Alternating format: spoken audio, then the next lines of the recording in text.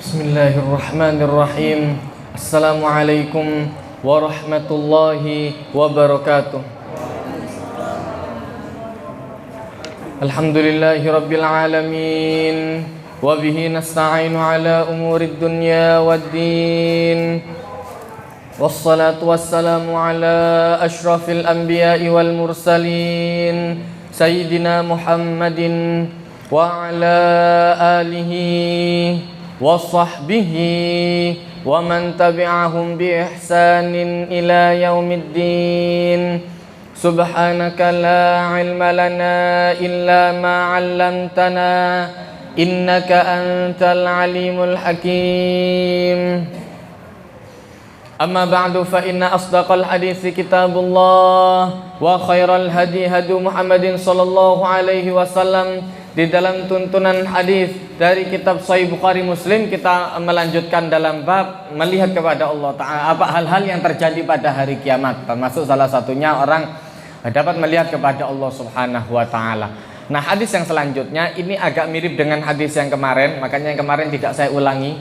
Hadis yang selanjutnya agak mirip, cuman beda periwayat. Yang kemarin dari Abu Hurairah, yang sekarang dari Abi Sa'id Al-Khudri radhiyallahu anna nasan fi zamani Rasulillah sallallahu alaihi wasallam qalu ya Rasulullah hal nara rabbana yaumal qiyamah. Nah, ini berkenaan dengan penjelasan Rasul sallallahu alaihi wasallam ketika Rasulullah menjelaskan wujuhu yauma idzin nadhirah ila rabbiha nadhirah. Itu ada pada surat Al-Qiyamah. Nah, ketika Rasulullah SAW menjelaskan hal itu, kemudian para sahabat bertanya, ya Rasulullah, apa mungkin kita bisa melihat kepada Allah Ta'ala? Sementara di alam ini kita tidak bisa untuk melihat kepada Allah Ta'ala. Nah, Ahlus Sunnah wal Jamaah meyakini bahwa nanti pada hari kiamat orang-orang yang beriman akan melihat kepada Allah Ta'ala. Beda dengan Mu'tazilah. Mu'tazilah mengatakan bahwa tidak bisa makhluk itu melihat kepada Allah Ta'ala, itu tidak bisa. Sementara Ahlus Sunnah wal Jamaah meyakini bahwa nanti kita bisa, itu sesuai dengan janjinya Allah Ta'ala. Nah, juga diperkuat dengan hadis-hadis yang modelnya seperti ini. Nah, maka kemudian Rasulullah SAW ketika ditanya apa mungkin, ketika itu Rasulullah SAW menceritakan kejadian tentang kiamat, maka ditanya oleh Rasul Sallallahu Alaihi Wasallam, iya kata Rasulullah, qala hal tudaruna, apa mungkin kalian merasa mendapatkan madarat, kalian merasa kesulitan untuk melihat matahari di siang hari yang terang tanpa ada pantulan cahaya dari kanan kiri?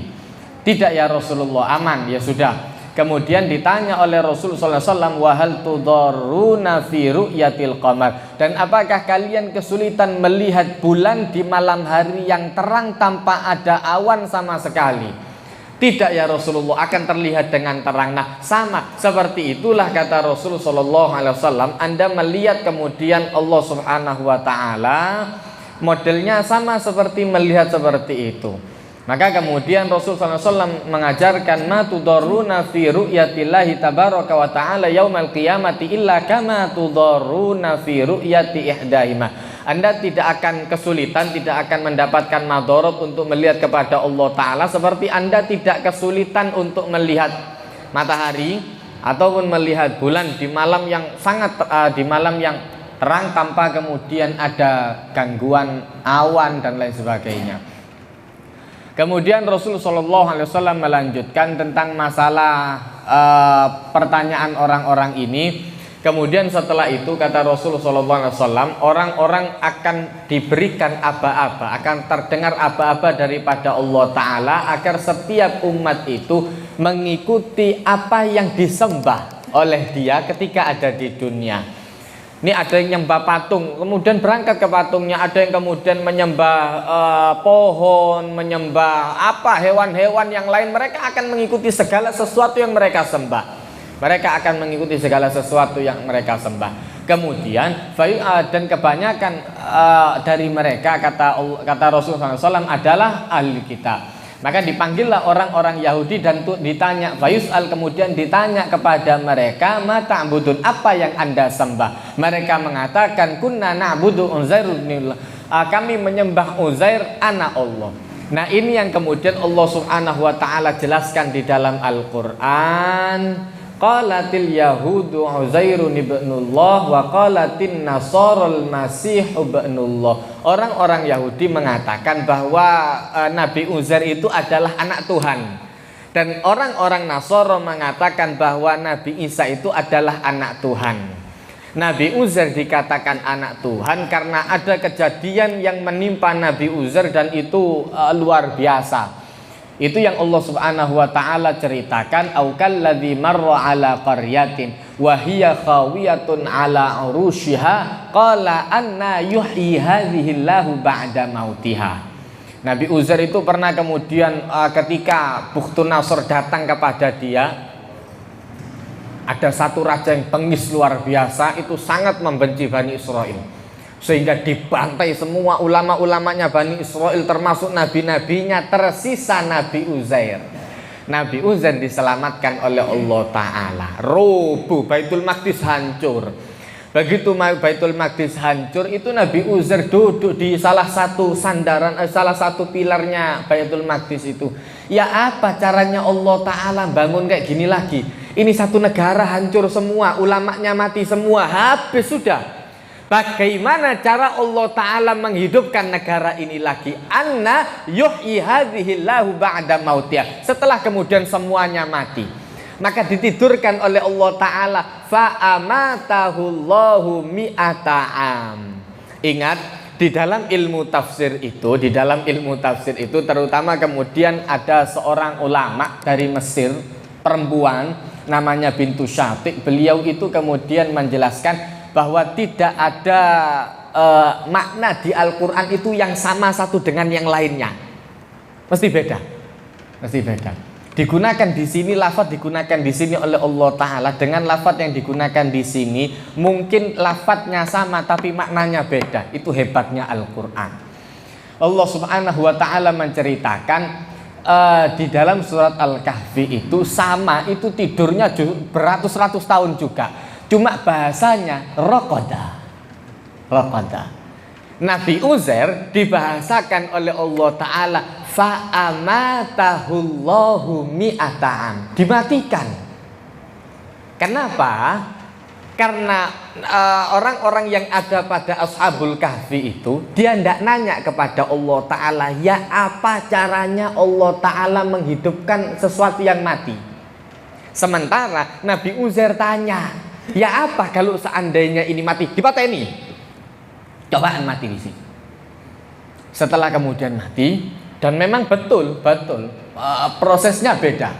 Ketika Allah Subhanahu wa Ta'ala menceritakan Ashabul Kahfi itu raqada, dalam mode raqada, ya dari bahasa kita, dalam orang mode raqada itu masih kemudian bisa bergerak. Artinya orang tidur itu masih gulung kanan, gulung kiri, ya kan? Maka Allah Ta'ala ceritakan di dalam surat Al-Kahfi itu mereka berguling zatal yamini wa zatas shimal. Mereka berguling ke kanan, ke kiri agar pembuluh darah ini tidak mati. Bedanya Nabi Uzair itu kemudian sandar tertidur gini, tidak bergerak sama sekali. Kan dia tanya, ya apa kalau sudah mati terus dihidupkan lagi? Tidak gerak sama sekali. Bedanya itu ada di sana. Maka bahasanya Allah Ta'ala menggunakan fa'amatahullahu mi'ata'am, dimatikan oleh Allah Ta'ala selama 100 tahun. Kemudian dibangkitkan oleh Allah Ta'ala. Ditanya, kam labista, berapa lama anda berada di sini? Kata Nabi Uzair, yauman au ba'da yaum, ya 1 hari atau setengah hari. Orang tidur itu tidak terasa lamanya. Ya Allah, suaminya, bapak-bapak dibanguni sama ibunya, sama istrinya, Pak bangun Pak. Sik jam berapa ini, masih belum ini. Loh ini sudah jam 7, langsung mendelik. Lah kok tidak dibanguni dari tadi? Tadi katanya masih jam berapa? Kok tidak dibanguni dari tadi? Tidak ada orang terasa, ketika tidur itu. Perjalanan ruh itu beda dengan perjalanan jasad. Perjalanan ruh itu tidak bisa kemudian diperkirakan dengan waktu. Sementara perjalanan jasad itu bisa diperkirakan dengan waktu. Surabaya Malang sekitar antara 2 sampai 3 jaman. Itu perjalanan jasad. Tapi perjalanan ruh Ada kalanya orang dengarkan pengajian keturun sedilu 5 menit. Itu begitu bangun mimpi haji berangkat sampai ke Mekah, terus kemudian tawaf sampai sa'i, tawaf kemudian sampai lempar jumroh, pulang sak dayo nih, sak tamunya dia tamu. Tadi yang datang ke rumah saya tamunya ini lo tahu itu 5 menit tok, butuh waktu 5 menit saja untuk itu. Terkadang perjalanan ruh itu juga ada toyul waktu, mengalami waktu dipanjangkan, ada kalanya waktu disingkatkan. Ada kalanya kita tidur sebentar, enak seger gitu bangun. Ada kalanya sudah tidur lama sekalipun masih dah enak, masih ngantuk, masih capek semua badan. Itu perjalanan ruh, beda dengan perjalanan jasad. Makanya Allah Ta'ala mengajarkan untuk ruh ini, qulir ruhu min amri rabbi. Ini urusan Allah Ta'ala. Tidak masuk ke logika kita, tidak masuk ke logika kita. Sehingga kemudian ketika Nabi Uzair dikembalikan, ditanya berapa lama Anda hidup, kata dia Anda tidur, kata dia yauman au ba'da yaum, sehari atau setengah hari. Tapi dijelaskan oleh malaikat Jibril ini tadi, bal labista mi'ata, Anda itu tertidur selama 100 tahun. Oh, tidak percaya. Kok bisa? Fanzur ila ta'amika wa syarabika lam yatasanna. Bahasa Al-Quran ketika kemudian menjelaskan lihatan kepada makanan dan minuman Anda. Waktu itu dalam riwayat yang dibawa susu, keju, roti. Ini yang cepat bulat, yang cepat rusak, cepat busuknya.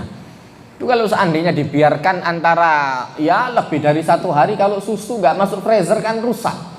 Apalagi yang asli, ini nggak ada pengawet masih. Sehingga begitu Nabi Uzair melihat betul, ini ada susu yang saya bawa belum rusak, berarti betul, udah sampai 1 hari saya tidur ini, udah sampai 1 hari. Tapi Allah Ta'ala menyuruh, lihatan himar Anda, kendaraan Anda, kudanya itu dilihat. Habis hancur, tinggal tulang-tulang saja. Tinggal tulang-tulang beberapa berserakan. Kalau lihat kudanya, betul malaikat 100 tahun mati sudah. Kalau lihat makanannya, betul saya setengah hari. Akhirnya Allah Ta'ala mengajarkan, wanzur ilal 'idham, lihatan tulangnya. Kami akan menjadikan kepada Anda ayat. Ada bukti, kata Allah Ta'ala, bahwa Allah Ta'ala itu bisa menghidupkan. Bangun tulang-tulang itu, tek sampai berbentuk himar lagi. Kemudian tumbuh daging, tumbuh urat, langsung diberikan kulit oleh Allah Ta'ala, seperti kulit yang lama. Baru gres, apik langsung. Langsung seperti kuda yang masih muda. Ya seperti itu kata Allah Ta'ala. Masjidnya sudah jadi. Masjidnya yang dia sandar. Lu pertanyaannya, berapa tukang yang lewat pilar itu kok tidak ada yang kelihatan? Lu ini sender di pilarnya lo. Sender di pilarnya. Mosok tukang sak mono akeh ndak ada yang kelihatan Nabi Uzair sama sekali. Nah, kata orang-orang Yahudi, itu yang menyebabkan ini Nabi kalau bukan Tuhan, anak Tuhan. Kata orang Yahudi, berarti Nabi Uzair itu anak Tuhan. Nah, tidak terima kemudian orang Nasoro pun mengatakan bahwa Nabi Isa itu anak Tuhan dengan kelebihannya masing-masing. Dan Nabi Uzair itu hafal kitab Taurat. Itu kemudian begitu dites betul, hafal luar biasa. Nah, kemudian ketika orang-orang Yahudi itu mengatakan kami menyembah Uzair anak Allah, maka ditegur oleh Nabi Uzair, "Enggak, saya tidak pernah mengajarkan hal yang seperti itu." Maka Allah Subhanahu wa Ta'ala mengajarkan, kadzabta, Anda dusta. Allah Ta'ala tidak menjadikan istri ataupun anak, dan Allah Ta'ala tidak butuh. Lalu ditanya kepada mereka, kamu mau apa? Mereka mengatakan, ya Allah, haus. Terus kami haus ya Allah, panas luar biasa padang mahsyar itu. Kami haus, kami butuh minum ya Allah. Maka kemudian ditunjukkan kepada mereka fata morgana, seakan-akan telaga. Ada airnya, ada sungainya, enak, nikmat luar biasa. Mereka berbondong-bondong lari ke sana. Begitu mereka sampai sana, mereka jatuh. Itu neraka. Yang mereka lihat air, yang mereka lihat telaga, itu neraka. Begitu mereka masuk, tidak akan bisa keluar untuk selama-lamanya. Mereka kemudian masuk berguguran ke dalamnya, banyak gerombolan dari mereka. Kemudian dipanggil orang-orang Nasara. Ditanya oleh Allah Subhanahu wa taala, "Ma ta'budun?" Apa yang Anda sembah? Mereka mengatakan, "Kami menyembah Al-Masih ibnullah, Al-Masih Isa anak Allah taala." Kata mereka, "Ditagur kadzabta, Anda dusta. Allah taala tidak pernah mengatakan bahwa Allah taala punya istri dan anak." Maka kemudian ditanya kepada mereka, "Anda ingin apa?" "Haus ya Allah, kami menginginkan untuk minum." Sama seperti tadi ditunjukkan fata morgana, seperti kondisi mereka di saat wafat. Maka Rasul Shallallahu Alaihi Wasallam menceritakan ketika orang akan meninggal dunia, dia menghadapi sakaratul maut, datanglah iblis dengan membawa kendi dengan kemudian gelas penuh air es dingin luar biasa. Ketahuilah, kata Rasulullah, sekarat itu panas luar biasa, haus. Orang yang merasakan seperti itu akan haus. Ketika kemudian ditawarkan oleh iblis ini tadi air dingin, kalau sudah panas Pak, ya Allah, siang-siang Surabaya jam 12 siang minum air es, dari es tebu, es apa, itu sudah kelihatan es itu senang luar biasa. Datanglah iblis ini tadi, kemudian ditawarkan kepada setiap yang akan meninggal ini tadi, "Mau Anda menerima air ini? Tinggal nundukkan kepala Anda saja." Begitu orang mau, ya kata Rasulullah SAW, yang Anda lihat air itu neraka. Orang yang tidak beriman kepada Allah Ta'ala, mereka pasti akan menganggukkan, mereka pasti akan mau mengambil itu. Nah, sama seperti itu ketika mereka di akhirat mereka ditunjukkan air, mereka kemudian masuk ke dalam sana, dan itu api, itu fata morgana. Maka masuk ke dalam, berguguran ke dalam api neraka itu, sehingga tidak tersisa satu pun melainkan orang yang menyembah kepada Allah Ta'ala khalisan, secara ikhlas, murni, patuh, dan ya walaupun pernah berbuat maksiat,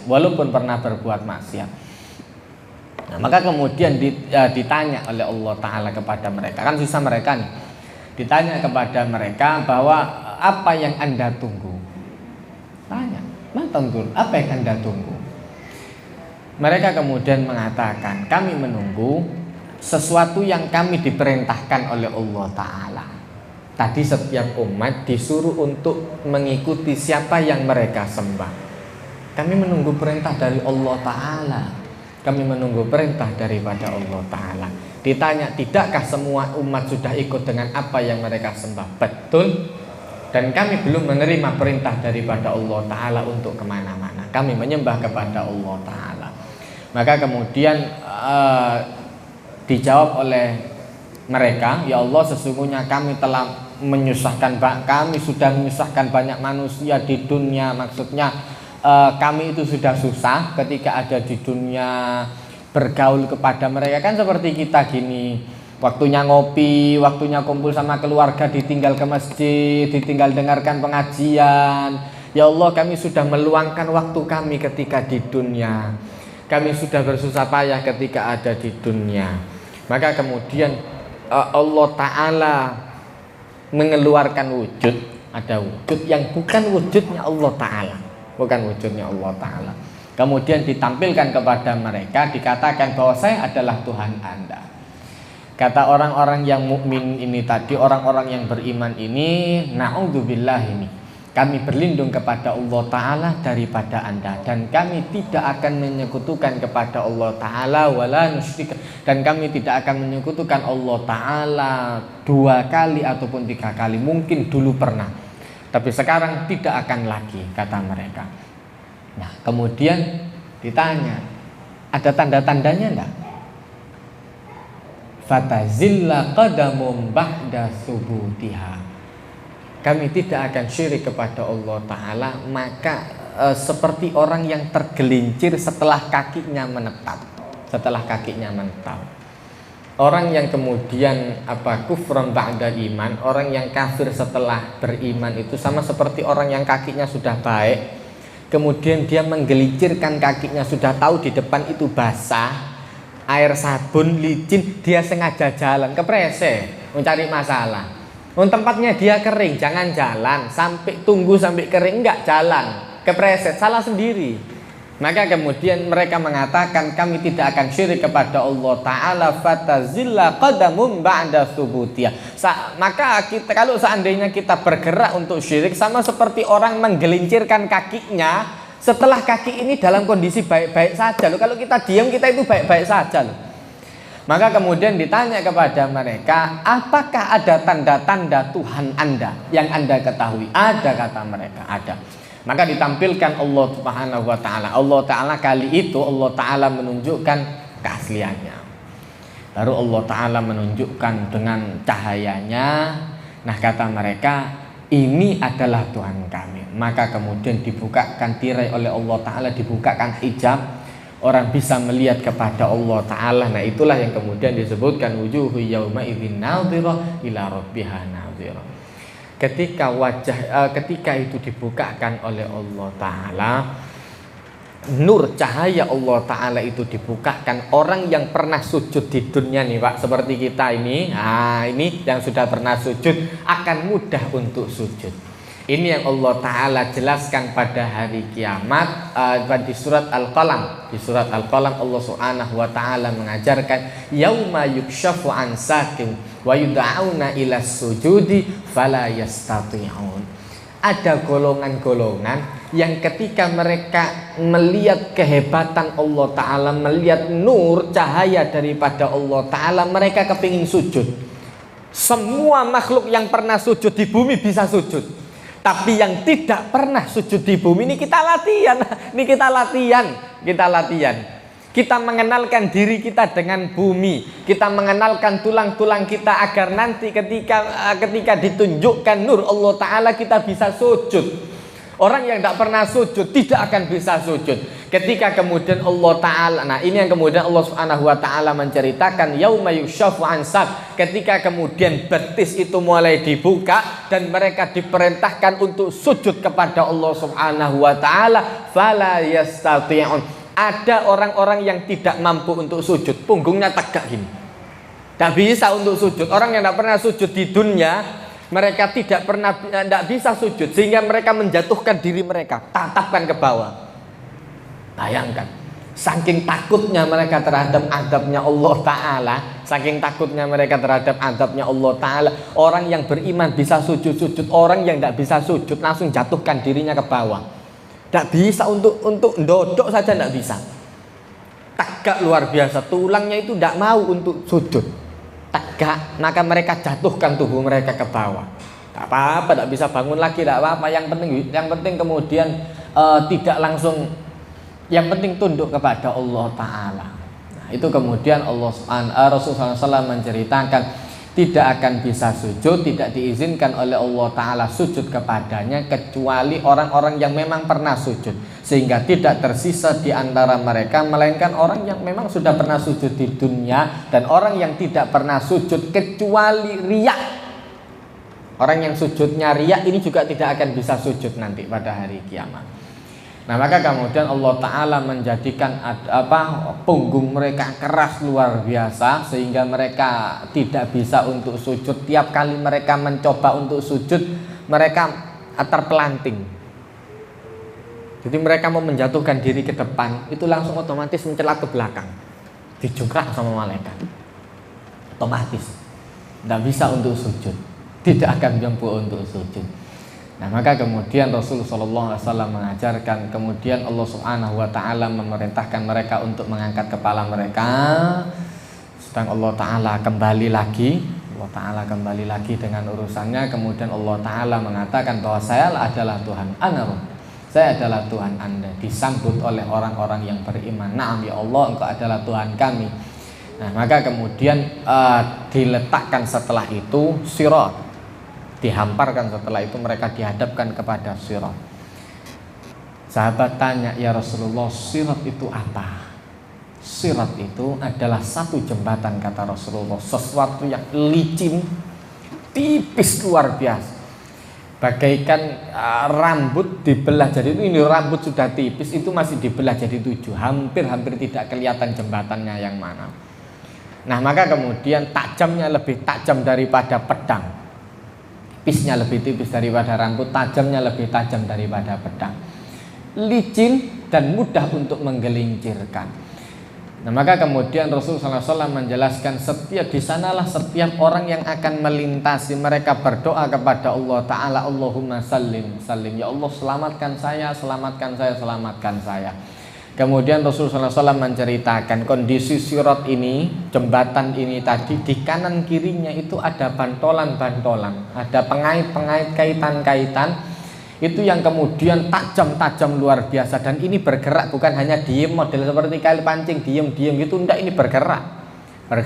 Ada orang yang terkena kaitnya, kemudian dia masuk kepada neraka. Bayangkan Pak, ya Allah, kita dalam kondisi bukan pakai pakaian tuh ya. Kalau yang kecantol itu pakaian kita, mungkin kita tidak merasa sakit, walaupun nanti di nerakanya sakit. Ini enggak, kait ini tadi masuk ke badan, tembus badannya, itu tembus, jeres, dibawa ke neraka, serut, dimasukkan kepada neraka.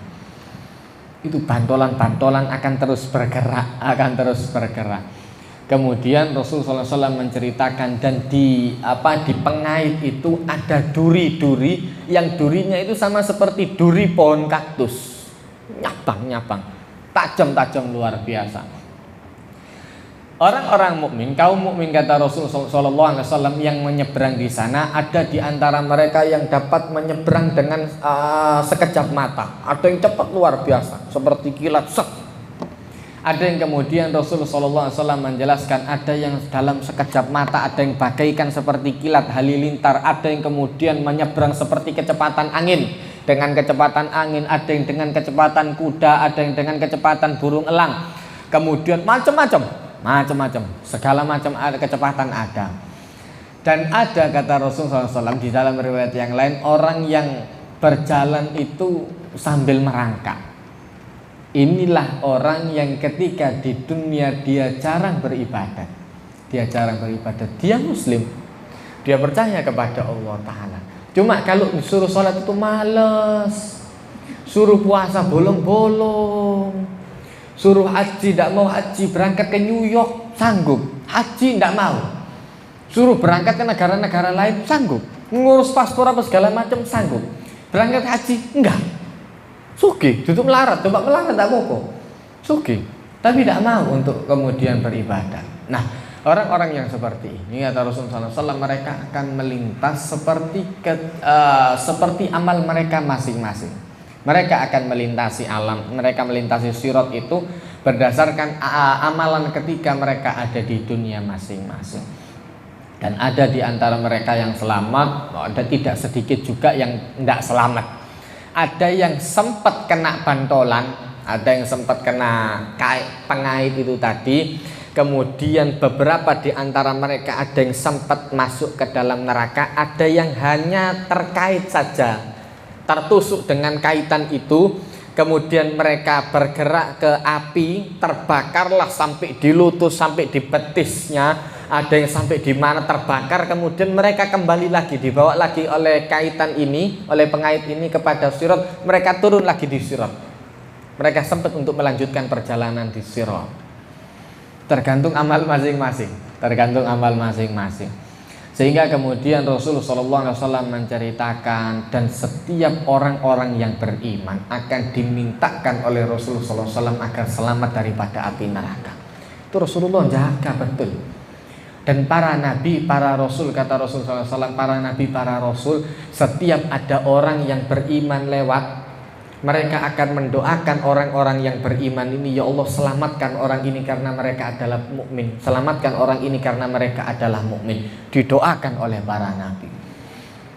Nah, kemudian Rasulullah SAW menceritakan, walladzi nafsi biyadi, demi zat yang jiwaku berada di tangannya, tidak ada seorang yang kemudian lebih keras suaranya untuk minta kepada Allah Ta'ala seperti orang-orang yang beriman memohonkan kepada Allah Ta'ala agar saudara-saudaranya selamat. Nah, itu yang Allah Ta'ala ceritakan di dalam Al-Quran. Di antara mereka ada yang berdoa kepada Allah Ta'ala, Rabbana wafir lana wali ikhwaninal ladzina sabaquna bil iman. Mereka mendoakan orang-orang yang sudah lewat, Ya Allah, ampunkan kami dan orang-orang sebelum kami yang sudah mendahului kami dalam iman. Ini juga yang Allah Subhanahu wa Ta'ala mengajarkan mereka akan masuk surga bersama keluarga-keluarga mereka. Nah, maka kemudian Rasul Shallallahu Alaihi Wasallam melanjutkan, orang-orang yang beriman itu akan memohonkan kepada Allah Ta'ala agar saudara-saudaranya, kerabat-kerabat mereka, ya Allah, sesungguhnya mereka dulu berpuasa dengan kami, kanu yasumuna ma'ana wa yusalluna ma'ana, ya Allah, dulu mereka sholat bersama kami, dulu mereka berpuasa dengan kami, dulu mereka berhaji seperti kami, maka keluarkan mereka dari api neraka. Maka kemudian Allah Subhanahu wa Ta'ala mengeluarkan orang-orang yang memang punya iman dari api neraka. Maka Allah Subhanahu wa Ta'ala memerintahkan kepada mereka, kepada malaikat, akhirnya keluarkan dari api neraka siapa saja yang Anda kenal. Ditunjuklah orang-orang yang beriman ini. Maka setiap keluarga, setiap pemimpin akan memiliki hak untuk memberikan syafaat kepada orang yang dia pimpin. Ini istimewanya umat Muhammad. Ini istimewanya kita. Setiap dari kita pemimpin, dan setiap pemimpin diberi hak untuk memberikan, untuk nunjuk yang mana yang itu, yang sholat bersama Anda, yang itu ya Allah, yang itu ketemu ya Allah di Cengho, itu juga ya Allah sembahyang juga. Kita diberikan hak untuk menunjuk siapa saja yang memang sholat bersama kita, puasa bersama kita, ngasih kita takjil dan lain sebagainya. Nah, itu kemudian kita dikasih hak untuk menyelamatkan orang-orang yang seperti itu. Nah, sehingga kemudian sampai dikeluarkan banyak dari mereka yang kemudian keluar dari api neraka. Ada orang-orang yang antara betisnya yang saya ceritakan tadi, mereka terkena dengan pengait yang ada di neraka, betisnya sudah terbakar, hangus. Mereka berjalan di Sirat itu dengan merangkak, kakinya sudah hancur kena ke neraka, kakinya sudah hancur. Mereka masuk ke surga itu melewati Sirat itu dengan dia ngesot merangkak, kakinya sudah hancur kena ke api neraka. Nah, maka kemudian Rasulullah SAW menceritakan ada yang sampai lututnya, sampai habis kakinya. Kemudian mereka berkata, ya Allah, tidak ada lagi yang tersisa. Orang-orang yang mereka tahu, kita kenal dengan kenalan kita, ya Allah, sudah habis kenalan kita yang ada di neraka, sudah habis, mereka sudah masuk ke surga semua. Maka Allah Subhanahu wa Ta'ala menceritakan, balik, Anda sudah balik. Allah Ta'ala memerintahkan malaikat, Anda sekarang yang bertugas kembali ke neraka. Cari di antara mereka siapa yang Anda lihat ada iman di dalam hatinya walaupun seberat 1 dinar. Cari. Masuk lagi malaikat itu, kemudian dicari, diselamatkan orang-orang yang kemudian masih ada iman walaupun seberat setengah dinar. Walaupun hanya seberat setengah dinar. Sampai kemudian dikeluarkan banyak masih yang kemudian keluar. Sampai kemudian terakhir Allah Subhanahu wa Ta'ala memerintahkan kepada malaikat, keluarkan dari api neraka orang yang pernah beriman kepada Allah Ta'ala walaupun hanya seberat biji dzarrah, seberat biji sawi.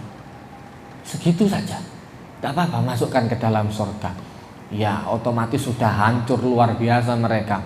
Lalu dikeluarkan kemudian dari mereka banyak luar biasa orang-orang yang dikeluarkan dari neraka.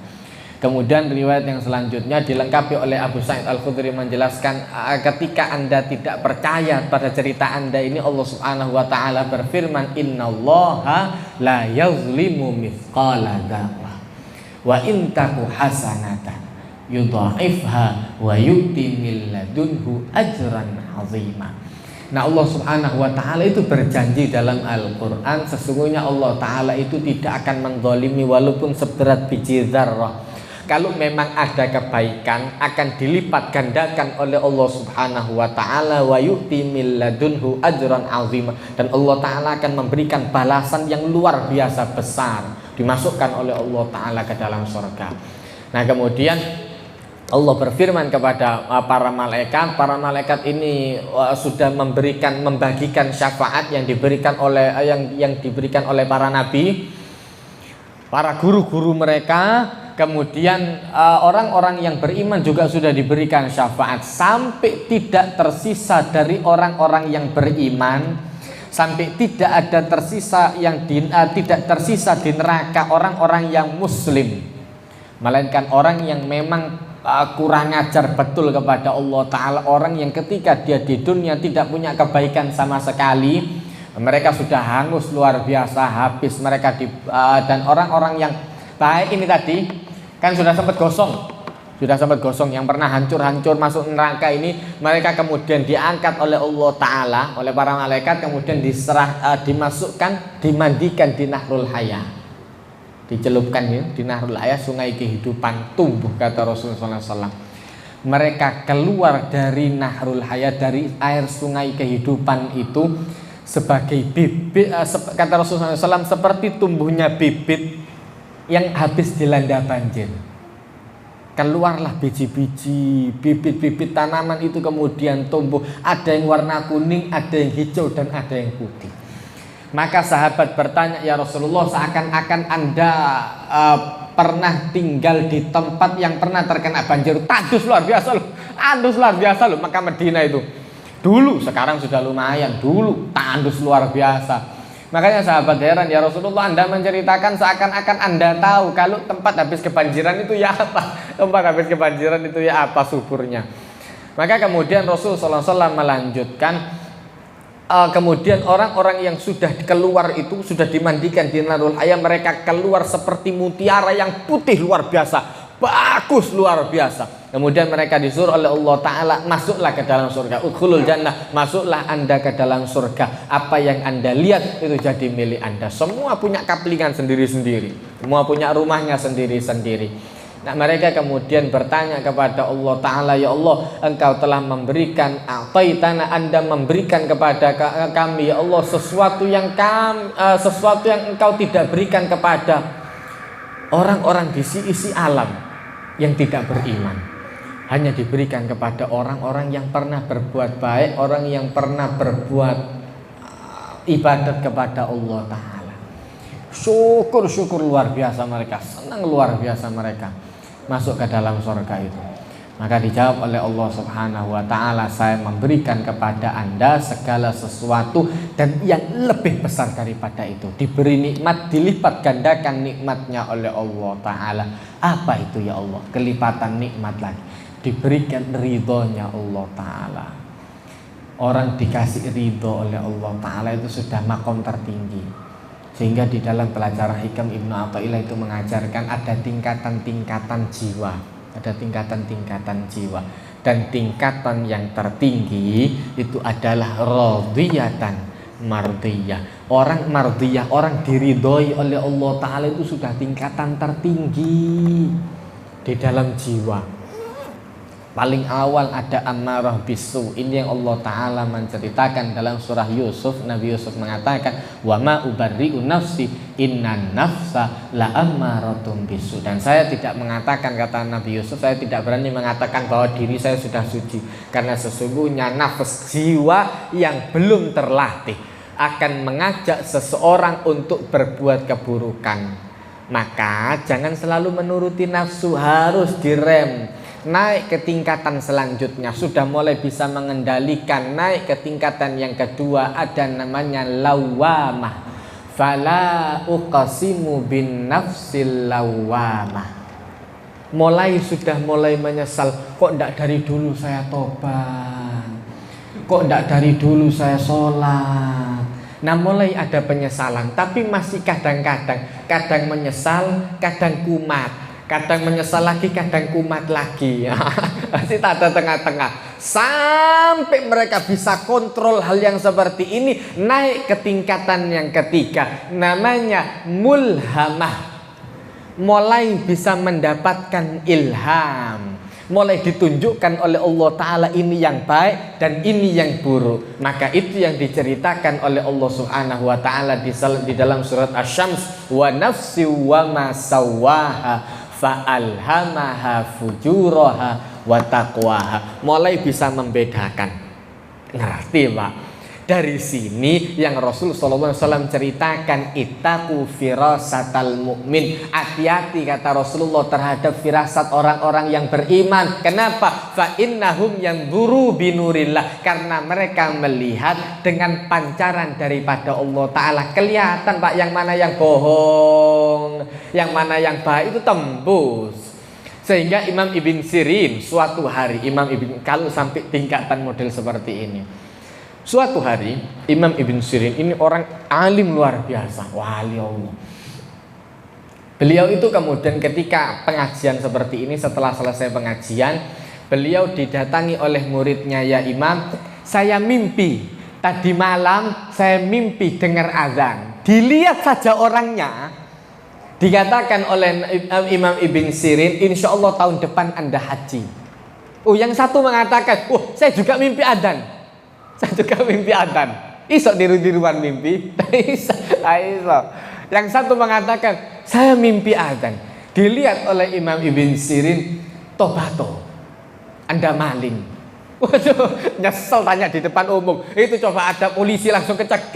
Coba zaman sekarang ada polisi langsung kepegang itu. Tak cerita mimpi sama ustadz lagi apa? Tembus Pak, tembus. Ditanya sama muridnya, lu ini dua orang mimpinya sama. Satu mimpi azan, yang satu juga mimpi azan. Kata Imam Ibn Sirin, orang yang pertama mimpi azan, saya lihat wajahnya wajah orang baik, bukan ganteng atau ndaknya, ya Allah. Tukang becak kalau dibandingkan sama koruptor, ganteng koruptor Pak, perawatan koruptor atau skincare. Tahu tukang becak nggak skincare, ya Allah.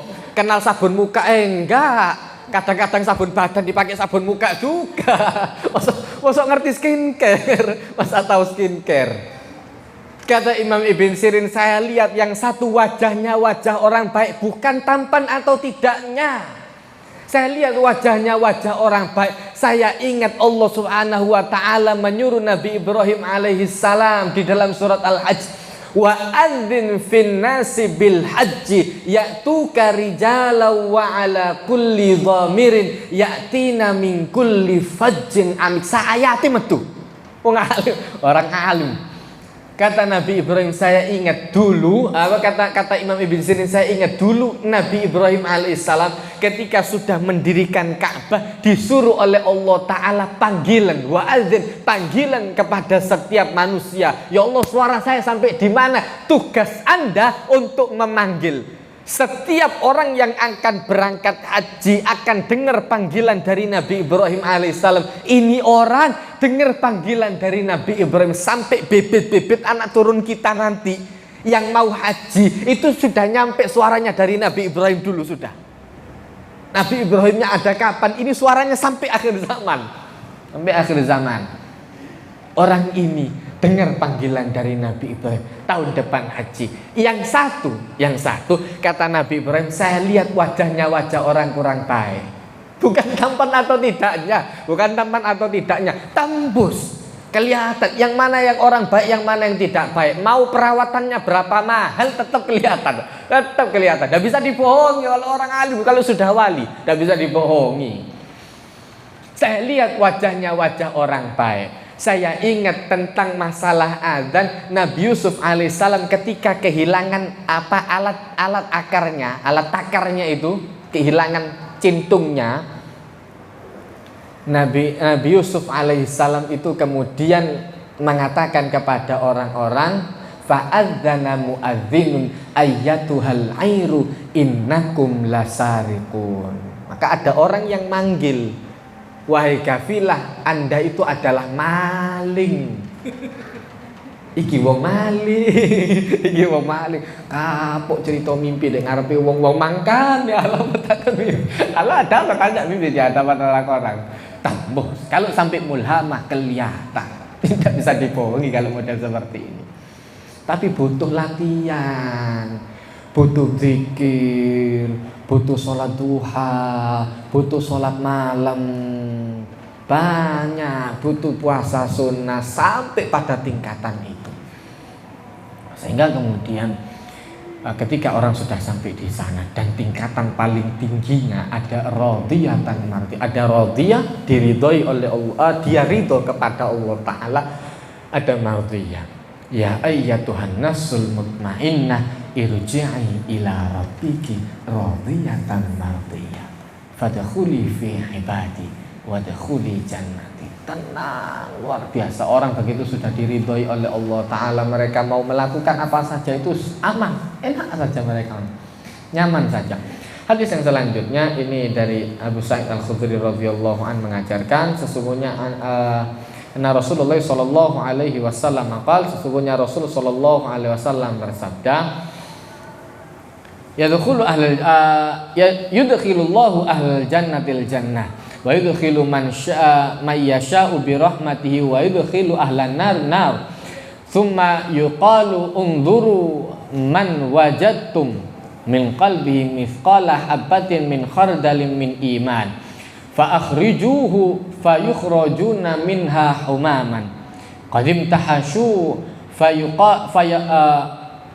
fayulquna fi nahril haya awil haya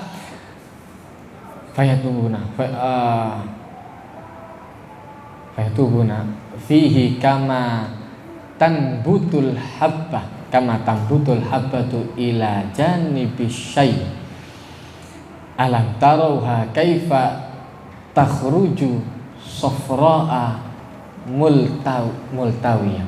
Hadis yang selanjutnya dari Abu Sa'id Al-Khudri radhiyallahu anhu mengajarkan sesungguhnya Rasulullah SAW menceritakan penduduk surga ketika keputusan itu orang yang masuk surga dimasukkan oleh Allah Ta'ala ke dalam surga, yang memang ada dosa dimasukkan ke neraka dulu. Dan kemudian Allah Ta'ala memerintahkan keluarkan dari neraka orang-orang yang sudah ada di dalamnya dan masih ada iman walaupun seberat biji dzarrah.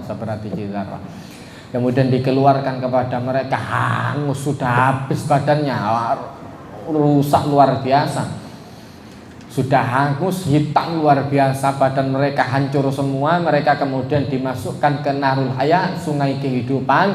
Kemudian tumbuh mereka seperti tumbuhnya biji setelah tanah itu terkena banjir, kena air, kemudian tumbuh subur luar biasa.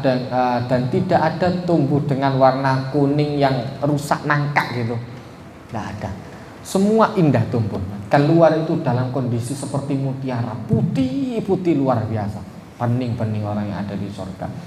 Nah, itulah yang kemudian Allah Subhanahu wa Ta'ala menceritakan orang-orang yang ada di surga itu jannatin na'im, berada pada surga yang penuh dengan kenikmatan.